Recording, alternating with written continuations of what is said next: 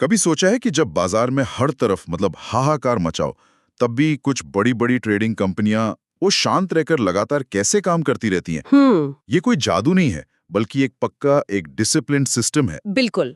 आज हम एलेक्स ग्रेसरमैन की एक जबरदस्त किताब को डिकोड करेंगे, जो हमें कमोडिटी ट्रेडिंग एडवाइजर्स यानी सीटीए की दुनिया के अंदर ले जाती है। राइट। तो आज हमारा मिशन ये समझना है कि ये प्रोफेशनल्स भावनाओं को साइड में रखकर सिर्फ नियमों के दम पर ट्रेडिंग का ये मुश्किल खेल कैसे खेलते हैं। बिल्कुल। और ये चर्चा अंदाजे लगाने या हॉट टिप्स खोजने के बारे में तो है ही नहीं। हाँ, यहाँ एक अनुशासित प्रक्रिया को समझने के बारे में है। यहाँ का जो सेंट्रल आइडिया है वो रातों रात अमीर बनना नहीं, बल्कि नियमों और एक लंबी अवधि की सोच के साथ टिके रहना है। हम ये देखेंगे कि कैसे एक सिस्टमैटिक अप्रोच पर्सनल फीलिंग्स और बाजार के शोर शराबे से कहीं ज्यादा ताकतवर हो सकता है। ठीक है, तो चलिए शुरू करते हैं। ये सीटीए आखिर हैं कौन? सुनने में तो काफी भारी भरकम नाम लगता है। हाँ, लगता है, पर असल में कॉन्सेप्ट बहुत सीधा है। ये वो प्रोफेशनल्स या फर्म्स हैं जो फ्यूचर्स, कमोडिटीज, करेंसीज और इंडेक्स में ट्रेड करते हैं। ओके। लेकिन जो चीज इन्हें बाकियों से अलग करती है वो ये है कि इनका कोई भी फैसला इस पर आधारित नहीं होता कि मतलब उन्हें क्या लगता है। अच्छा। हर एक ट्रेड, चाहे वो खरीदने का हो या बेचने का, वो पहले से तय किए गए नियमों यानी रूल्स के एक सेट पर ही आधारित होता है। मतलब वहां कोई इंसान ये नहीं कह रहा कि आज सोना खरीदने का मन कर रहा है या लगता है बाजार गिरेगा। बिल्कुल भी नहीं। वो पूरी तरह से कंप्यूटर मॉडल्स और एल्गोरिदम पर भरोसा करते हैं। पूरी तरह से। हाँ, उनके लिए ट्रेडिंग कोई कला नहीं बल्कि एक विज्ञान है। एक मशीन की तरह सोचिए। डेटा अंदर जाता है, नियमों के आधार पर प्रोसेस होता है और एक आउटपुट यानी एक ट्रेड का सिग्नल बाहर आता है। इसमें गट फीलिंग या इंट्यूशन के लिए कोई जगह ही नहीं है। लेकिन ये तरीका कितना पुराना है? मतलब ये तो सुनने में बहुत मॉडर्न कंप्यूटर वाला काम लगता है। और यहीं पर बात दिलचस्प हो जाती है। ये कोई नया आइडिया नहीं है। सच में? हाँ, इस किताब के मुताबिक इसकी जड़ें 1970s के दशक के अमेरिका के वायदा बाजारों तक जाती हैं। 70 के दशक। जी, उस समय इसका मुख्य कारण था बढ़ती हुई महंगाई यानी इन्फ्लेशन से अपने पैसों को बचाना और निवेशकों के पोर्टफोलियो में विविधता लाना, मतलब सिर्फ स्टॉक मार्केट पर निर्भर न रहना। तो ये एक तरह से बचाव का एक डिफेंसिव तरीका था। शुरुआत में हाँ, और इन स्ट्रैटेजीज ने अपनी कीमत बार बार साबित की है। ग्रेसरमैन एक बहुत जबरदस्त उदाहरण देते हैं 2008 के आर्थिक संकट का। ओ हाँ, वो तो सबको याद है। बिल्कुल। जब पूरी दुनिया के शेयर बाजार ताश के पत्तों की तरह ढह रहे थे, तब कई सीटीएफ फंड्स असल में मुनाफा कमा रहे थे। वाह, वो कैसे? क्योंकि उनका सिस्टम बाजार की दिशा की परवाह नहीं करता। उसे बस एक मजबूत ट्रेंड यानी एक रुझान चाहिए, चाहे वो ऊपर की तरफ हो या नीचे की तरफ। एग्जैक्टली। जब बाजार गिर रहा था तो उनके सिस्टम ने शॉर्ट करने यानी बाजार के गिरने पर पैसा बनाने के सिग्नल दिए। इससे ये साफ हो जाता है कि ये सिर्फ तेजी के बाजार के साथ ही नहीं है। ठीक है, ये तो समझ आ गया कि ये लोग कौन हैं, पर इनका काम करने का असल तरीका क्या है? मतलब ये किस फंडे पर चलते हैं? उनके पूरे सिस्टम की जो रीड है वो एक कॉन्सेप्ट है जिसे कहते हैं ट्रेंड फॉलोइंग। Trend following? हाँ, यानी रुझान का पीछा करना। किताब में एक बड़ी कमाल की लाइन है, बड़े रुझानों को पकड़ो और छोटे नुकसान स्वीकार करो।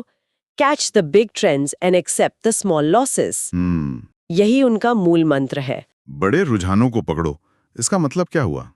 क्या वो भविष्यवाणी करते हैं कि अगला बड़ा ट्रेंड कहाँ आएगा? नहीं, बिल्कुल नहीं। यही तो सबसे बड़ा फर्क है। अच्छा। वो भविष्यवाणी या प्रिडिक्शन करने की कोशिश ही नहीं करते हैं। वो सिर्फ प्रतिक्रिया देते हैं, यानी रिएक्ट करते हैं। उनके लिए, जैसा कि किताब में कहा गया है, कीमत ही अंतिम सत्य है। कीमत ही अंतिम सत्य है। हाँ, बाकी सब खबरें, एक्सपर्ट्स की राय, कंपनी के नतीजे, ये सब उनके लिए सिर्फ शोर है। वो देखते हैं कि कीमत किस दिशा में जा रही है और चुपचाप उसी ट्रेन में सवार हो जाते हैं। लेकिन ये तो सुनने में ही गलत लगता है। ज्यादातर लोग तो कहते हैं सस्ता खरीदो महंगा बेचो। ट्रेंड फॉलोअर तो फिर महंगा खरीद कर और महंगा बेचने की उम्मीद कर रहा है। मतलब आप तब खरीद रहे हैं जब चीज पहले ही आसमान पर है। इसमें तो फंसने का खतरा सबसे ज्यादा है। आपने बिल्कुल सही नस पकड़ी है। ये आम ज्ञान के एकदम उल्टा है। हाँ। और यही इसकी ताकत है। इसके पीछे का मनोविज्ञान समझिए। ज्यादातर लोग थोड़ा मुनाफा होते ही उसे बेच देना चाहते हैं और नुकसान वाली चीज को पकड़े रहते हैं, इस उम्मीद में कि वो वापस ऊपर आएगी। बिल्कुल, ये तो होता है। ट्रेंड फॉलोइंग इसका ठीक उल्टा करने पर मजबूर करता है। ये आपको नुकसान जल्दी काटने यानी एक्सेप्ट स्मॉल लॉसेस और मुनाफे को बढ़ने देने यानी कैच बिग ट्रेंड्स के लिए मजबूर करता है। इसने इंसान की दो सबसे बड़ी कमजोरियों, लालच और डर, को सिस्टम से ही बाहर कर दिया। ठीक है, बात समझ में आ रही है, लेकिन वो ये पता कैसे लगाते हैं कि एक ट्रेंड शुरू हो गया है? क्या इसके लिए कोई खास टूल इस्तेमाल होता है? हाँ, और ये टूल्स उतने जटिल नहीं है जितना लगते हैं। किताब में मूविंग एवरेज और ब्रेकआउट चैनल जैसी चीजों का जिक्र है। Moving average? जी, जैसे मूविंग एवरेज को ही लीजिए। ये कुछ नहीं, बस पिछले 50 या 100 दिनों की औसत कीमत की एक लाइन है जो चार्ट पर चलती रहती है। जब किसी चीज की मौजूदा कीमत इस लाइन को ताकत के साथ पार करके ऊपर जाने लगती है, तो सिस्टम के लिए ये एक हरा सिग्नल जैसा होता है कि शायद एक नया अप ट्रेंड शुरू हो रहा है। बिल्कुल, कि शायद एक नया अप ट्रेंड शुरू हो रहा है। और ब्रेकआउट? ब्रेकआउट और भी सीधा है। एक बहुत ठोस उदाहरण दिया गया है।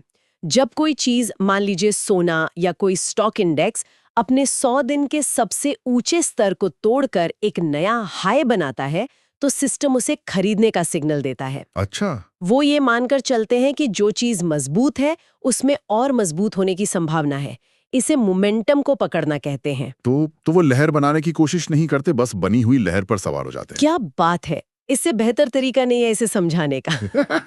समझिए, जैसे आप लहरों पर सर्फिंग कर रहे हैं। आप लहर बनाने की कोशिश नहीं करते, नहीं ये भविष्यवाणी करते हैं कि अगली लहर कितनी बड़ी होगी। आप बस एक अच्छी ताकतवर लहर देखते हैं, उस पर सवार हो जाते हैं और जहां तक वो ले जाती है जाते हैं। यही ट्रेंड फॉलोइंग है। कमाल है। तो ये सिर्फ खरीदने बेचने तक सीमित नहीं है, बल्कि पूरी प्रक्रिया को मैनेज करने के बारे में है। और यहीं पर शायद विविधीकरण यानी डाइवर्सिफिकेशन का रोल आता होगा। बिल्कुल, लेखक साफ कहते हैं कि सीटीए कभी एक ही बाजार पर अपना पूरा दांव नहीं लगाते। ये उनकी रणनीति का एक बेहद जरूरी स्तंभ है। अच्छा। वो एक ही समय पर दुनिया भर के दर्जनों अलग-अलग बाजारों में ट्रेड करते हैं। जैसे कि कौन-कौन से बाजार? सब कुछ, धातुएं जैसे सोना चांदी, ऊर्जा जैसे कच्चा तेल, ओके, कृषि उत्पाद जैसे गेहूं और मक्का, दुनिया भर की अलग-अलग करेंसीज और यहाँ तक कि सरकारी बॉन्ड्स भी। मकसद बहुत साफ है, जोखिम को फैलाना। राइट। सोचिए, अगर किसी एक बाजार, मान लीजिए ऊर्जा, में कोई ट्रेंड नहीं है और वहाँ छोटे-छोटे नुकसान हो रहे हैं, तो बहुत संभावना है कि उसी समय करेंसीज या बॉन्ड्स में कोई बड़ा ट्रेंड चल रहा हो जो उन छोटे नुकसानों की भरपाई कर दे, भरपाई से कहीं ज्यादा मुनाफा दे दे। तो एक जगह का नुकसान दूसरी जगह का मुनाफा बैलेंस कर सकता है। लेकिन मुझे लगता है कि असली ताकत सिर्फ डाइवर्सिफिकेशन में नहीं, बल्कि जोखिम के प्रबंधन यानी रिस्क मैनेजमेंट में है। आपने सिस्टम का दिल पकड़ लिया। अगर हम इस पूरी चर्चा को एक बड़े दृष्टिकोण से देखें, तो ये सब बाजार में टिके रहने और निरंतरता बनाए रखने के बारे में है। किताब में जोखिम प्रबंधन को उनकी असली ताकत या सीक्रेट सॉस कहा गया है। उनका मूल दर्शन ही यही है, जोखिम को नियंत्रित करो, मुनाफा अपना ध्यान खुद रख लेगा। Control the risk and the profits will take care of themselves. बिल्कुल। ये सोच ही बिल्कुल अलग है। आमतौर पर लोग पहले मुनाफे के बारे में सोचते हैं, और इस जोखिम को कंट्रोल करने के लिए उनके पास जरूर कुछ सख्त नियम होंगे। सबसे सख्त नियम, और ये नियम उनके अनुशासन को दिखाता है। नियम ये है कि वो किसी एक ट्रेड में अपनी कुल पूंजी का 0.5% से 1% से ज्यादा का जोखिम कभी नहीं लेते। सिर्फ 1%? हाँ। ये तो बहुत ही कम है। हाँ, और यही इसकी खूबसूरती है। एक उदाहरण से समझते हैं। अगर किसी सीटीए के पास मान लीजिए 10 लाख रुपए की पूंजी है, ठीक है, तो वो किसी एक सौदे में 5,000 रुपए से 10,000 रुपए से ज्यादा का नुकसान नहीं उठाएंगे। हर ट्रेड लेने से पहले ही उनका स्टॉप लॉस तय होता है, एक ऐसी कीमत जिस पर अगर ट्रेड गलत साबित हुआ तो वो बिना सोचे समझे बाहर निकल जाएंगे। इसका फायदा ये है कि वो लगातार 10 या 15 ट्रेड गलत होने के बाद भी खेल से बाहर नहीं होंगे। ठीक है, तो वो 1% का स्टॉप लॉस तो लगा देते हैं, लेकिन अगर कोई चीज बहुत ज्यादा ऊपर नीचे हो रही हो, जैसे कच्चा तेल, तो क्या वहां भी उतना ही पैसा लगाते हैं जितना किसी शांत रहने वाले बाजार में? इसमें तो जोखिम बहुत बढ़ जाएगा। बहुत अच्छा सवाल है, और इसका जवाब उनके सिस्टम की गहराई को दिखाता है। वो जो खरीदते या बेचते हैं उसकी मात्रा यानी क्वांटिटी हाँ, वो बाजार की अस्थिरता यानी वॉलेटिलिटी के आधार पर तय करते हैं। इसे पोजीशन साइजिंग कहते हैं। इसे थोड़ा और आसान भाषा में समझाइए। बिल्कुल। अगर कोई बाजार बहुत ज्यादा वॉलेटाइल है, मतलब तेजी से ऊपर नीचे होता है, तो वो वहां कम मात्रा में खरीदेंगे। अच्छा। और अगर कोई बाजार बहुत शांत है तो वहां ज्यादा मात्रा में खरीदेंगे। लेकिन दोनों ही सूरतों में उनका कुल मौद्रिक जोखिम यानी मॉनेटरी रिस्क उस 1% पर ही सीमित रहेगा। ओके। किताब में इसका एक सरल सूत्र भी है। पोजीशन साइज बराबर है आप कितना जोखिम लेना चाहते हैं उसे भाग कर दीजिए आपके एंट्री पॉइंट और स्टॉप लॉस के बीच की दूरी से। मतलब सब कुछ गणित है, कोई अंदाजा नहीं। कोई अंदाजा नहीं। वाह, तो इसका मतलब ये है कि उनका पूरा ध्यान जीतने पर नहीं बल्कि खेल में बने रहने पर है। ये पूरी तरह से एक इंजीनियरिंग प्रक्रिया जैसी लगती है। लेकिन इस सब का उस इंसान के लिए क्या मतलब है जो इस सिस्टम को चला रहा है? क्या ये रोबोट जैसा नहीं है? क्या कभी ऐसा नहीं होता कि सिस्टम बेचो कह रहा है लेकिन आपका दिल कह रहा है कि नहीं, ये और ऊपर जाएगा? और अब हम इस पहेली के सबसे मुश्किल और सबसे जरूरी हिस्से पर आ गए हैं, मनोवैज्ञानिक पहलू। हाँ, सीटीए ये मानकर चलते हैं कि नुकसान तो होगा ही, ये इस खेल का एक हिस्सा है, कोई गलती नहीं। वो ये भी जानते हैं कि लगातार नुकसान का दौर भी आ सकता है। लगातार नुकसान का दौर मतलब? हाँ, जिसे ट्रेडिंग की भाषा में ड्रॉ डाउन कहते हैं। ड्रॉडाउन? ड्रॉ डाउन इसका मतलब है जब आपका अकाउंट अपने सबसे ऊंचे स्तर से नीचे गिर जाता है। हो सकता है महीनों तक उनकी प्रणाली काम ना करे और वो लगातार छोटे छोटे नुकसान उठाते रहें। उफ। मान लीजिए आपका खाता 10 लाख रुपए के अपने चरम पर था और अब वो गिरकर 8 लाख पर आ गया है, तो आप 20% के ड्रॉडाउन में हैं। ऐसे समय में तो किसी का भी अपनी प्रणाली पर से भरोसा उठ सकता है। मुझे तो लगता है ज्यादातर लोग सिस्टम को बंद ही कर देंगे। और यहीं पर एक प्रोफेशनल और एक शौकिया ट्रेडर के बीच का जमीन आसमान का फर्क सामने आता है। अच्छा। ये एक महत्वपूर्ण सवाल खड़ा करता है, इन दोनों में क्या अंतर है? ग्रेसरमैन के अनुसार प्रोफेशनल वो है जो नुकसान के इस दर्दनाक दौर में भी अपनी प्रणाली पर अटूट विश्वास बनाए रखता है। वो डर या हताशा के कारण अपने नियम नहीं बदलते। उन्हें पता होता है कि उनका सिस्टम लंबी अवधि में काम करता है और ये सिर्फ एक बुरा दौर है जो गुजर जाएगा। तो चलिए इस मानसिकता की तुलना एक आम रिटेल ट्रेडर से करते हैं, जैसा कि किताब में भी किया गया है। हाँ, ये तुलना आंखें खोलने वाली है। एक तरफ सीटीए है जिसका माइंडसेट नियम आधारित, दीर्घकालिक, विविध और जोखिम प्रबंधित है। राइट। दूसरी तरफ एक आम रिटेल ट्रेडर है जो अक्सर भावनात्मक फैसले लेता है, डर में बेचता है, लालच में खरीदता है।